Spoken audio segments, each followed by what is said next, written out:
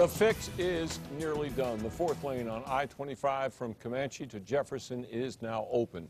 But if you have driven down that stretch, you know it's a tight fit with drivers now whizzing by some serious concrete. News 13's Amanda Goodwin is live near I-25 in Montgomery tonight. Amanda?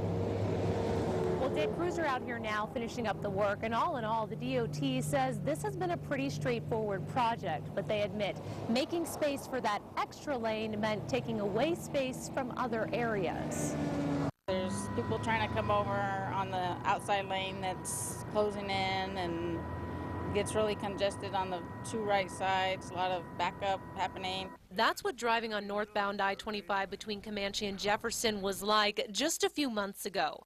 But not anymore. The state DOT is wrapping up a $2 million project to continue the far right lane all the way to Jefferson. They had a completion date of August 4th. It may run a few days earlier, a few days later after that, but overall the project's pretty much in its final stages. It's a fix that's been years in the making, but a drive in the newly opened fourth lane reveals a new tight spot. It's not a car width, but it's certainly enough room to pass through there safely. He's talking about the shoulder that all but disappears as drivers pass under the Montano-Montgomery overpass. A couple feet, and this concrete barrier is all that's between drivers and the massive cement pillars.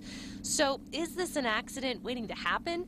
We asked the DOT. You can't say it's not going to happen. This shouldn't be a cause of anything to occur. I think people will get used to it real quick. The DOT says the lane meets all state guidelines and that the barrier wall should prevent any direct impact to the pillars. They say the close proximity to the pillars was the only way to fit the new lane in.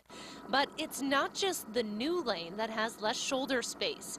It's the inside lane, too. We had to realign traffic somewhat in order to get it underneath the overpass.